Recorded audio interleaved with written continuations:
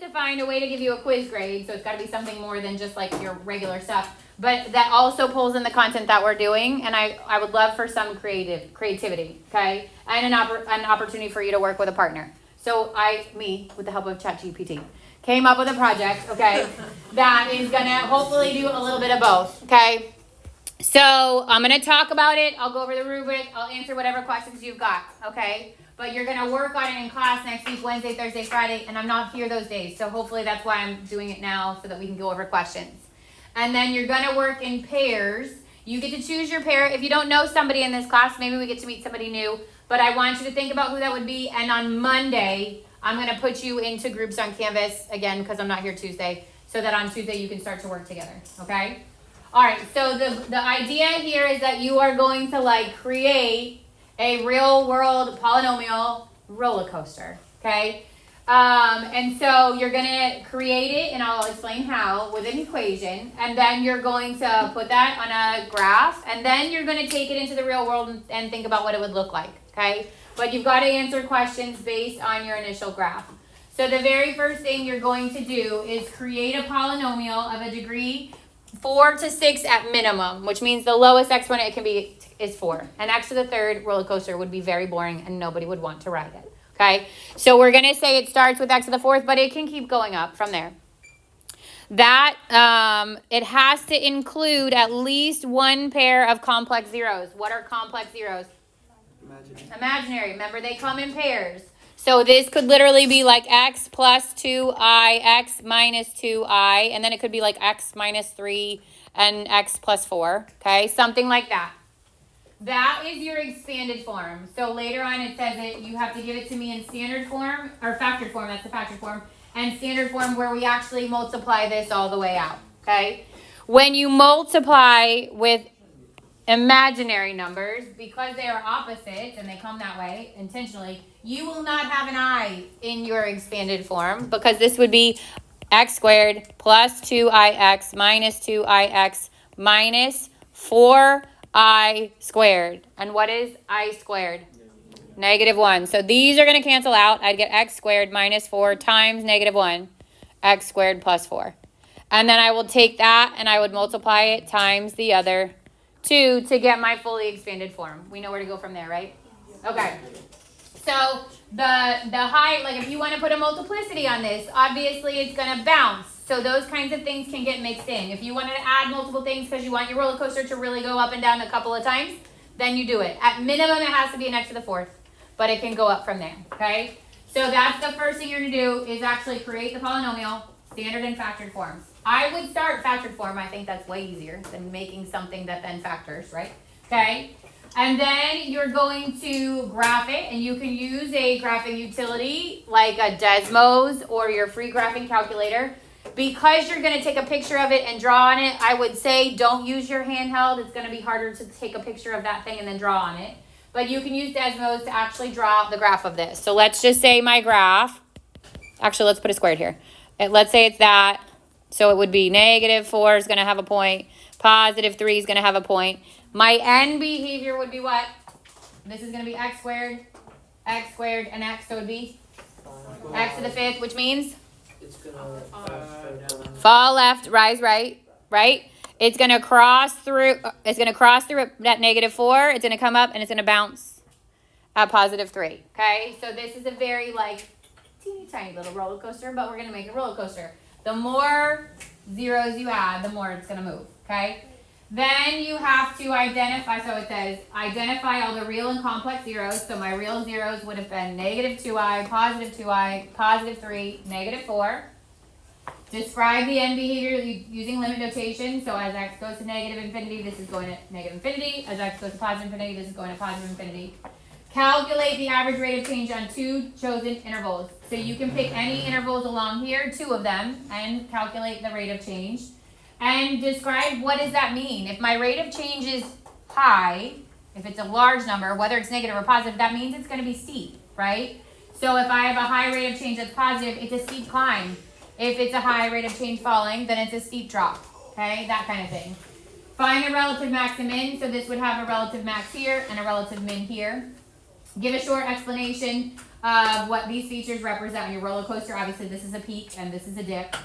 State the increasing and decreasing behavior of the graph using interval notation. So my graph is increasing from negative infinity up to here. Well, this might not be the max. You would actually have to graph it to get your max. And then decreasing and then increasing again. All right, then you're going to create hopefully the creativity part comes into play. You're gonna create a poster, slide, presentation, animation, or video, whatever you do, including all that stuff we just talked about. And then we're gonna take this sketch and we're gonna put it into real world. So if you do that with, like, you know, if you want to hand draw it, you hand draw it. If you're a good, you know, drawer. I am not. I would have to take this and I would have to put it in Canva or something and make it pretty and put some stickers on it. Okay, whatever you want to do, give it a theme, that kind of stuff. This is where your creativity points will go up. Okay. Then the graph of the function labeled with the important points is your initial graph, not your actual roller coaster. Okay, the roller coaster is just like your pretty cute roller coaster. The explanation of how end behavior affects the ride. So if I'm starting down here, I would have to have a platform built down here for my riders to get on, right? But if it started up here, I'd have to build a platform for my riders to get on up here. That's what that kind of question means. Discuss the discussion of where the rate of change is highest, what it means for speed, we already said that. Identification of the complex zeros and why don't they appear on a graph? Well, why does 2i and negative 2i not appear on my graph? Because they're imaginary zeros, right? Even in your roller coaster world, they would still be imaginary. All right, then just so that I can try to be as clear as I possibly can, this is your rubric, okay? So, did you provide the standard and factored form? Did you provide a sketch with all the labeled parts, max, min, zeros, y-intercepts? Did you give me the increasing, decreasing behavior? Did you give me the real and non-real zeros? Did you give me the rate of change for at least 2 intervals with an explanation of how it reflects the speed of your coaster? Did you give me the explanation of the zeros, what they represent on the roller coaster? Now, if I have my graph and it dips below the x-axis, don't make the x-axis your floor. That would be boring, right? So if it's going to come down and it's going to dip again over here, include that as part of your ride. Otherwise, your riders are slamming into the ground and then somehow coming up out of the ground to continue their ride. If it goes like this, I could stop it. It's not a big deal. But if it comes up, comes down, and comes back up again, then shift your ground to the bottom of your curve. Does that make sense? Okay. The x-axis doesn't have to be the ground, is my point.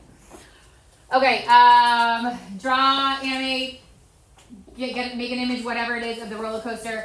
And then overall clarity of explanations and overall creativity. I know it takes a heck of a lot more time to hand draw a beautiful drawing than it does to go to ChatGPT and ask it to make a picture of a roller coaster for you.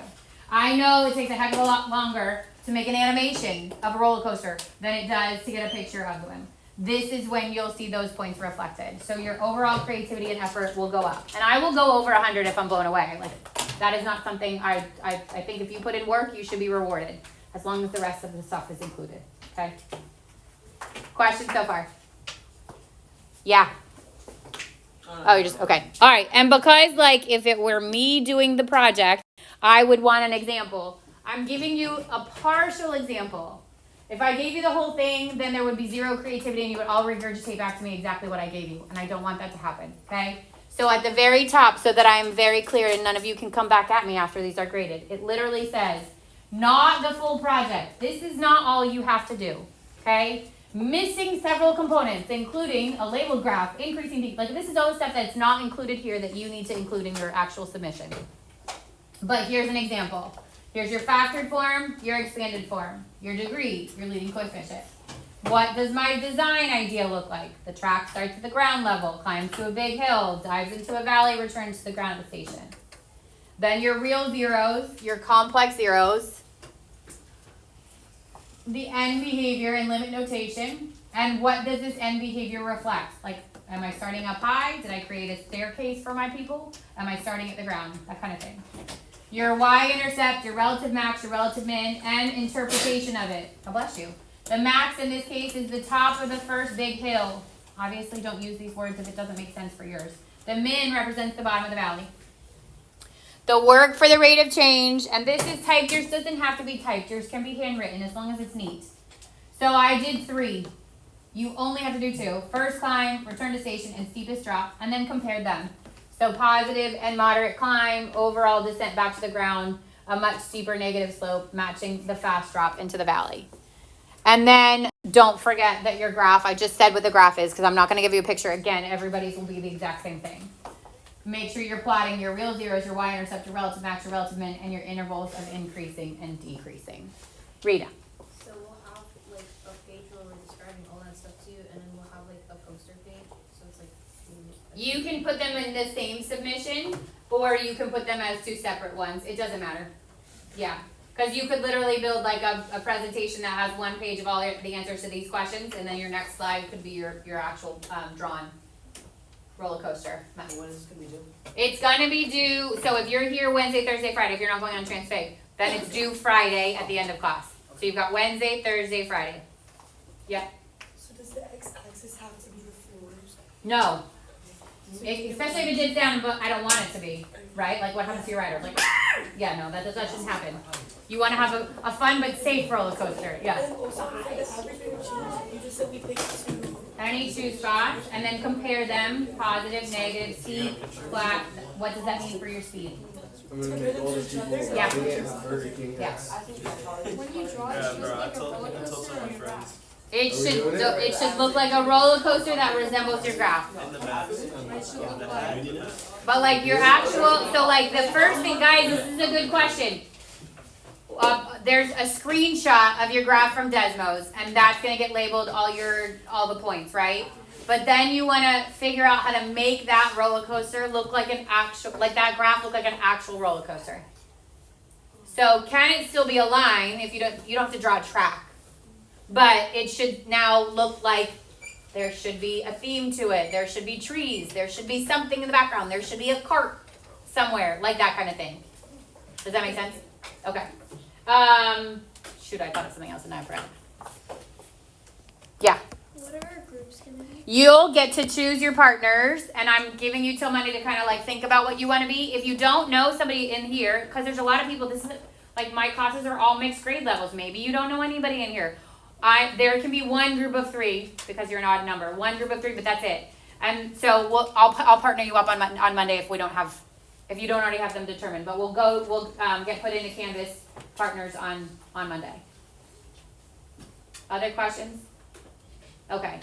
If these are super cool and you put a lot of effort into them, obviously that's going to be really exciting for me. And if I find like if the sub is like they're working really hard and they need more time because they're putting in a lot of effort for it, I'll move your due date till Monday. But then it means you have to do stuff outside of school with somebody that you might not know and might not be able to meet up with. And that's when a partnership becomes like one person doing all the work. And that's what I'm trying to avoid. You will have a benchmark at the end of Wednesday's class. Like at least give me the factored form, the zeros, the multiple, something to know that you're getting started. And then you'll have another benchmark on Thursday. Those will be individual assignments on Canvas. But then the big one, okay, is where you'll submit all your stuff Can you to. go past 6? What? Can you go past it at grade 6? Yeah. Yeah. Other questions? Okay. And I'll do